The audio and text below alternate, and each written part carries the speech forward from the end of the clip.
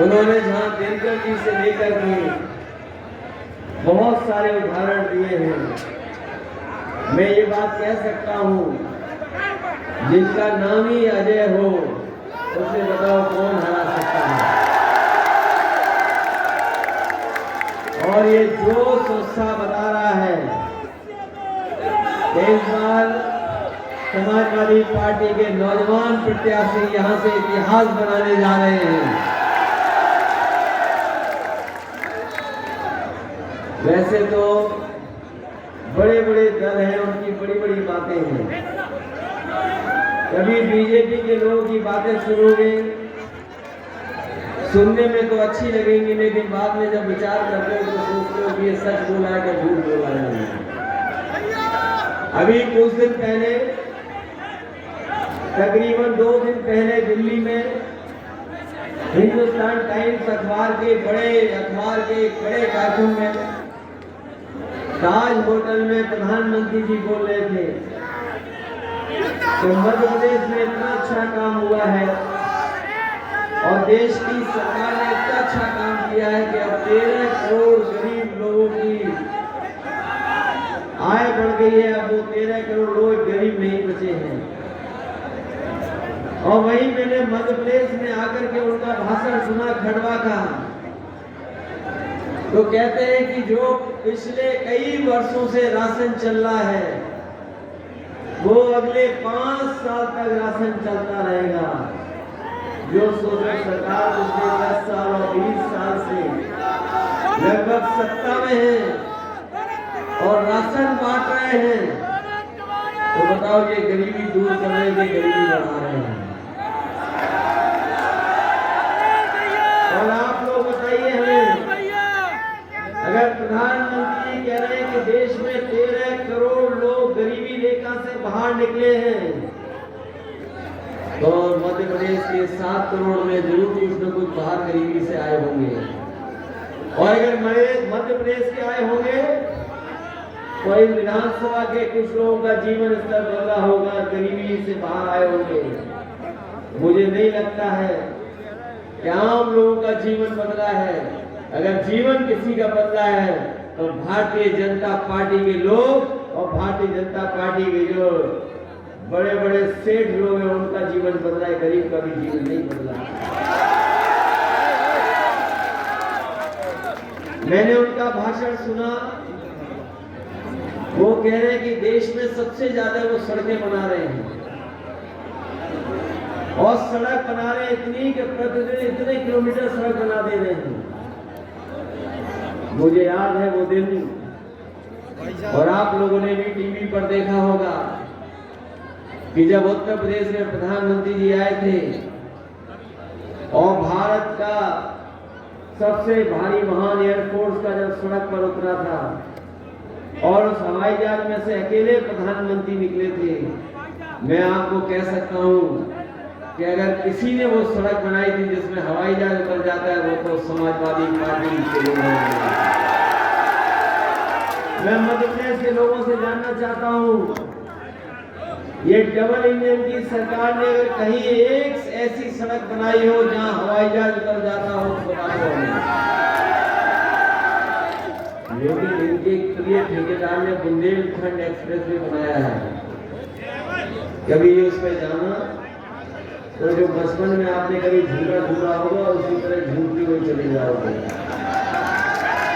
और प्रधानमंत्री ने उद्घाटन किया, रात में पानी बरसा, अगले दिन सड़क बह गई। अगर कोई उसको सड़क बनाने वाला था तो मध्य प्रदेश का भारतीय जनता पार्टी का प्रिय ठेकेदार था, जिसने सड़क बनाई। प्रधानमंत्री के उद्घाटन के बाद सड़क बह गई। यही नहीं, उत्तर प्रदेश में समाजवादियों ने पुलिस को ऐसी व्यवस्था दी कि अगर कहीं घटना हो जाती है और गरीब कहीं तकलीफ और परेशानी में है तो वो फोन मिलाता था, तो 10 और 15 मिनट में पुलिस पहुंच करके उसकी मदद करती है। लेकिन मध्य प्रदेश में बताओ पुलिस कितनी देर में आती है? हमें तो पता है कई जिलों में घटना सुबह हो जाए तो पुलिस अगली सुबह आती है।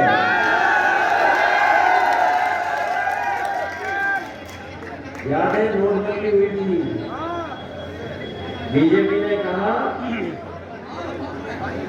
नोटबंदी के बाद गरीबों को लाभ होगा, गरीबों को फायदा पहुंचेगा। सब गरीबों के पैसे जमा करा लिए हैं। बताओ वो 15 लाख रुपए याद है कि नहीं याद है? और मैं देखता हूँ कभी कभी शादियों में आजकल ड्रोन चलता है, शादियों में चुनावी जनसभाओं में भी ड्रोन आता है। मुझे डर लगता है कि ड्रोन वही तो नहीं है जो 2000 रुपए चिप लगा हुआ नोट ढूंढ रही है। क्या ऐसे लोगों पे आप भरोसा करोगे जिन्होंने कहा कि रुपए में चिप है, 2000 रुपए के नोट में चिप है?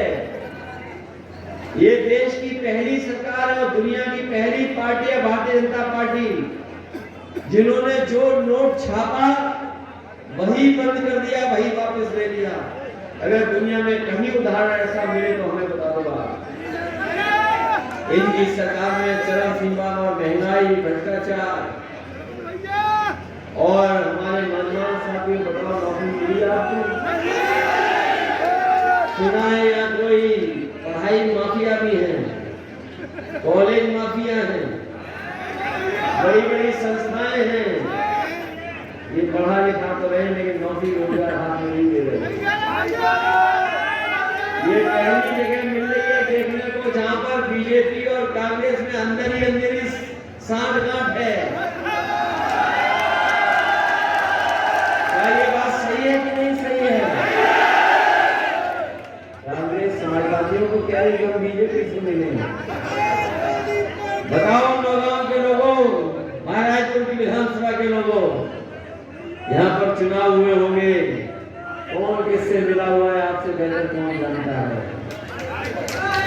ये बीजेपी की सरकार अगर भोपाल में बनी थी तो बताओ बीजेपी के जो समर्थन में कांग्रेस के विधायक पहुंच गए थे कि नहीं पहुंच गए थे? ये बीजेपी के लोग लोकतंत्र में नहीं लोकतंत्र में भरोसा करते हैं। और कांग्रेस के बारे में मैं कुछ नहीं कहूंगा, ये भी निराश होकर आ गए वहां से और हमें भी लोगों धोखा दिया। हम उनको दोष इसलिए भी नहीं देंगे कि उम्र ज्यादा है। जिनकी उम्र 80 के लगभग हो उनसे क्या उम्मीद करोगे? इसलिए सावधान हो के नहीं हो, सावधान आप लोग। बताओ अजय दौड़ तिवारी जी को जिता रहे हो कि नहीं जिता रहे हो? आप तो हमारे पड़ोसी लोग हो। उत्तर प्रदेश का काम आपने देखा होगा,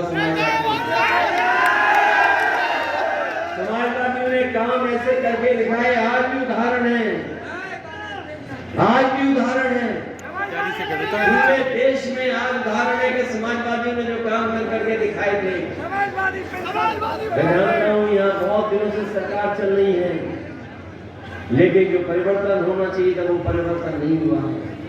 किसान हमारे दुखी हैं, उनकी आय दोगुनी नहीं हुई और जो भी फसल पैदा कर रहे उसकी कीमत सरकार नहीं दे पा रही, खाद महंगी हो गई। और बीजेपी की सरकार ने तो बताओ खाद की बोरी से ही चोरी कर दी है।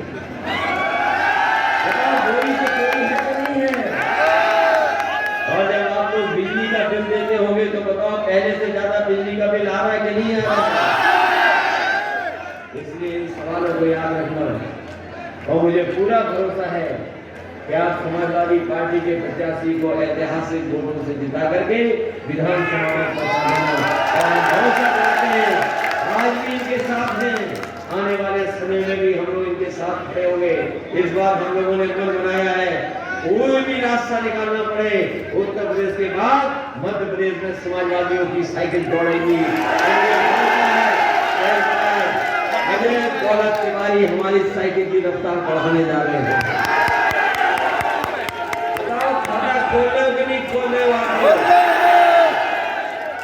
मुझे बता रहे हैं कुछ दिन पहले बीजेपी की रैली हुई थी, उसमें आगे लोग नहीं थी, और आज तो देख रहा हूँ पीछे तक और पीछे के पीछे तक, जहाँ तक मैं देख नहीं पा रहा हूँ वहां तक हमें लाल टोपी दिखाई दे रही है।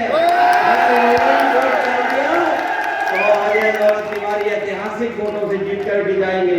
मुझे पूरा भरोसा है जब आप वोट डालेंगे तो साइकिल आगे निकलो जल्दी।